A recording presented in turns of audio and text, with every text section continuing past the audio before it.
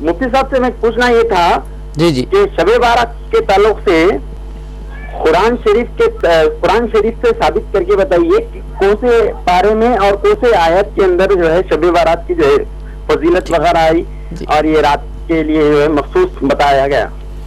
بہت شکریہ. آپ سماعت فرمائیے. اللہ تبارک و تعالی ہم سب کے حال پر رحم فرمائے، مہربانی فرمائے، ہماری بند آنکھوں کو کھولے، ہمارے تاریک دلوں کو اجالا عطا فرمائے. حیرانی کی بات ہوتی ہے مسلمان کتنے علم سے دور ہوتے جا رہے ہیں. شب برات یا اس میں عبادت کرنا، اس میں تلاوت کرنا یا اس میں ذکر کرنا، اس سلسلے میں بھائی کا انداز گفتگو آپ دیکھیے گا. قرآن سے ثابت کر کے بتائیے کیا یہ مسلمانی کا یہ انداز ہوتا ہے؟ عبادت اللہ تبارک و تعالیٰ کی کرنے کے سلسلے میں آپ مسلمان ہو کر پوچھتے ہیں کہ نماز پڑھنے کا، اس میں عبادت کرنے کا، قرآن پڑھنے کا، تلاوت کرنے کا، ذکر کرنے کا اور اچھے اعمال کرنے کا قرآن سے ثابت کر کے بتائیے. کبھی بریانی کھاتے وقت، مرغ مسلم سے لطف اندوز ہوتے وقت، اعلیٰ سے اعلیٰ مکانات میں رہائش پذیر زندگی بسر کرتے وقت بھی کبھی سوچا ہے کہ قرآن سے ثابت کر کے بتاؤ کہ ٹی وی دیکھنا چاہیے کہ نہیں؟ قرآن سے ثابت کر کے بتاؤ ہوائی جہاز کا سفر کرنا ہے کہ نہیں؟ قرآن سے ثابت کر کے بتاؤ کہ اعلیٰ شان محلات میں رہنا ہے کہ نہیں؟ یہ اعلیٰ شان گاڑیوں سے آپ کو جو ہے گزرنا ہے کہ نہیں؟ قرآن سے ثابت کر کے بتاؤ کہ اس موجودہ طرز کے کپڑے پہننا ہے کہ نہیں؟ میرے بھائی یہ غفلت کا دور ہے. علم سے انسان دور ہوتا جا رہا ہے، فرائض سے دور ہوتا جا رہا ہے. ایسے موقع پر اگر شب برات سے متعلق آپ کو کوئی فضیلت سمجھ میں نہ بھی آ رہی ہے تو کوئی نوجوان مسلمان اگر اللہ کی عبادت کر رہے ہیں، گڑ گڑا رہے ہیں، رو رہے ہیں، تو آپ سے اگر نہیں ہو رہا ہے تو اپنے بے توفیقی پر اللہ کی بارگاہ سے توفیق مانگیے گا، لیکن اس کا ایسا انداز اختیار نہ کیجیے گا. اس میں جوش و خروش کا اظہار ہونا چاہیے. عبادتوں میں کوئی دن اور کوئی رات کا کیا خاص معاملہ ہے کہہ کر نہ جائیے گا. اگر کچھ معاملہ خاص نہ بھی ہو، کسی رات بھی اگر جاگا جائے تو اللہ تبارک و تعالیٰ کی رحمت سے بندہ محروم کبھی نہیں ہوگا. آپ مجھے بتائیے کہ کوئی اگر رات کے 3 بجے آپ کا کوئی اگر رشتہ دار کسی ملک سے اگر آپ کے پاس آ رہا ہے، فلائٹ ہوائی جہاز سے اگر وہ آ رہا ہے تو وہ وہاں سے گھر کو آ سکتا ہے، لیکن رات جاگتے ہوئے جاتے ہیں، اس کا استقبال کر کے آتے ہیں. تو کیا اس کا بھی کوئی ثبوت ملتا ہے؟ کبھی غور کیا ہے؟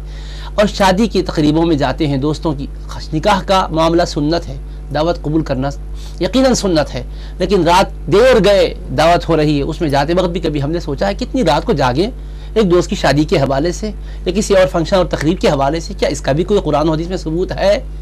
اپنے کھانے پینے کی چیزوں میں، عام طرز زندگی کے سلسلے میں ہم نے آزادانہ روش اختیار کی ہے.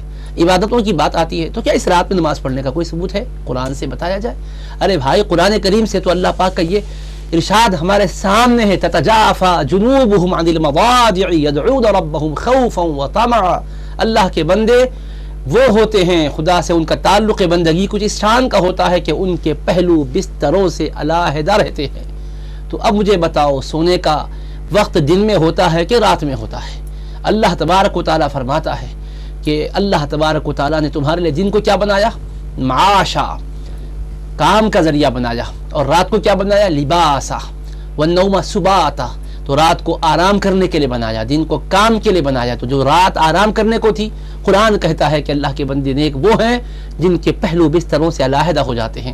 تو رات میں جاگنے کا ذکر قرآن میں ہے. یدعون ربهم خوفا وطمعا، اپنے رب کو پکارتے ہیں، عبادت کرتے ہیں ڈرتے ہوئے، امید رکھتے ہوئے. ہر رات انسان کو جاگنا چاہیے، لیکن اگر کوئی غافل دیگر راتوں میں نہ جاگ کر کوئی ایک رات اگر جاگ رہا ہے تو یہ کہا جائے گا کہ بھئی یہ رات کیوں جاگ رہے ہو؟ ٹھیک ہے یہ کہو اچھا ہے جاگو، اس طرح سے دیگر راتوں میں بھی جاگنے کی کوشش کرو.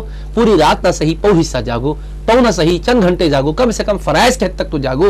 اس کا تو اہتمام کرو. یہ ذوق و شوق ہونا چاہیے. میں اس موقع پر ہمارے نوجوان ساتھیوں سے درد مندانہ خواہش کروں گا کہ خدا را اپنے طرز انداز، طرز فکر کو تھوڑا سا بدلیں. اگر کسی خاص عمل کی کوئی خصوصی فضیلت کسی روایت سے مروی آئے، اس روایت کے بارے میں دل کا اگر اطمینان نہ ہو رہا ہو تو موجودہ بے رہ روی کے دور میں اتنا سمجھ کر تو کم سے کم خاموش رہیں کہ چلو نیکی کا کام ہو رہا ہے کسی نہ کسی درجے میں. اللہ کا بندہ اللہ کی طرف متوجہ تو ہو رہا ہے. کیا عجب کہ یہ جاگنا خدا کی بارگاہ میں اس کو محبوبیت کا مقام دلا دے، بقیہ راتوں کو صحیح گزارنے کا ڈھنگ اور طریقہ آ جائے.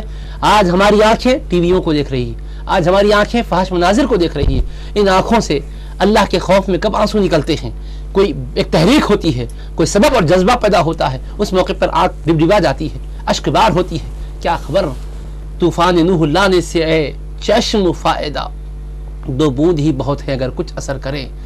وہ ایک سجدہ جسے تو گراں سمجھتا ہے، 1000 سجدوں سے دیتا ہے آدمی کو نجات۔ یاد رکھیے ابرہا فضیلت قرآن سے ہے کہ نہیں؟ ہاں ہے۔ اٹھائیے سورہ دخان 25واں پارہ، ارشاد خداوندی ہے حامیم والکتاب المبین انا انزلناہ فی لیلۃ مبارکۃ انا کنا منذرین۔ حامیم قسم ہے قرآن مجید کی جو روشن کتاب ہے، بے شک ہم نے اس کو ایک برکت والی رات میں نازل کیا ہے، بے شک ہم ہی باخبر کرنے والے ہیں۔ اللہ نے برکت والی رات کہہ کر قرآن کے نزول کا تذکرہ فرمایا تفسیر میں، اور آگے فرمایا فیہا یفرق کل امر حکیم، ہر حکمت والا کام اس میں فیصل کر دیا جاتا ہے۔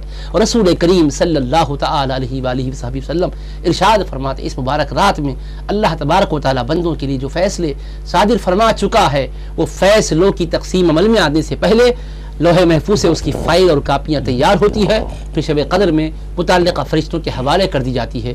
اس سلسلے میں احادیث کریمہ موجود ہے۔ دعوات کبیر میں امام بیہقی نے لکھا، شعب الایمان میں ہے، کنز العمال میں ہے، سنن ابن ماجہ، جامع ترمذی اور دیگر کتب حدیث میں سنن دارقطنی وغیرہ میں احادیث کریمہ موجود ہے۔ رات کی مجموعی فضیلت کے قائل تو آج وہ حضرات بھی ہیں، میں آپ کو حوالہ دے رہا ہوں جامع ترمذی کے شرح تحفۃ الحوزی، اس کے شارح علامہ عبد الرحمن مبارک پوری، جو سلفی علماء میں بہت اونچے مقام پر فائز سمجھے جاتے ہیں، علماء سلفی کی صف میں، غیر مقلدین اہل حدیث علماء کی صف میں ان کا ایک نام ہے۔ انہوں نے خود بھی شرح ترمذی میں لکھا ہے کہ احادیث کریمہ سے مجموعی طور پر شب برات لیلۃ النصف من شعبان کی فضیلت ثابت ہے۔ اور یاد رکھو صرف قرآن کریم میں رات کی فضیلت تلاش کرنے والوں مجھے بتاؤ 2 رکعت پڑھنے کا طریقہ کیا مکمل قرآن مجید میں موجود ہے؟ ہاتھ اٹھانے کا ذکر کہیں قرآن میں ملتا ہے؟